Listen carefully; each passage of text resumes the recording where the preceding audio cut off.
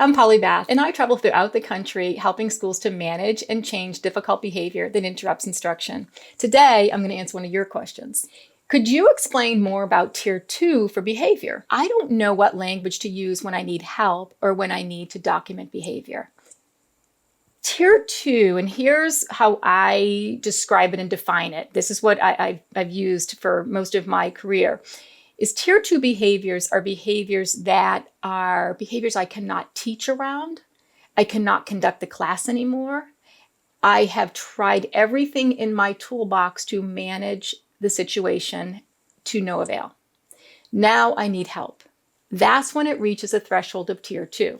So we really have to get together as a staff because we're all going to have different tolerance levels. So we have to realize that kids are kids. And when I say kids are kids, I mean talking, rolling around the floor, making noises, or perhaps I have that 6, 7-year-old who doesn't want to come to morning meeting, so they're under the table behind the rest of the kids and they won't come out. And they say, I'm not coming out. Can I still do morning meeting? Absolutely. See, that's not a Tier 2 right now because I can still teach. As long as I can still teach, the refusal and disruption has not reached a threshold where I can't teach anymore. I'm good to go. So be careful that you don't go in there and go after something and kind of escalate it to a Tier 2. We don't want that to happen either.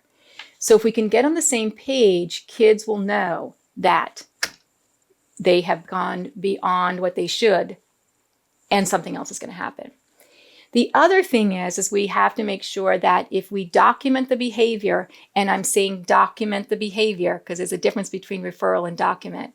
We document behavior so that it can go into our data system and we can put more tools in our toolbox because what it's saying is that I, the teacher, behavior management isn't my jam and I need help, and could be both, the child has something going on that I can't figure it out. And so the child may need some more help beyond my capacity.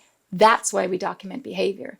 So as an administrator or the person who receives those documentations and takes a look at that, I'm not passing judgment on you or the child because I know that you would not have documented it had you not exhausted all your resources in the first place. And we clearly know the difference between a Tier 1 and a Tier 2. Can't teach anymore, need some help.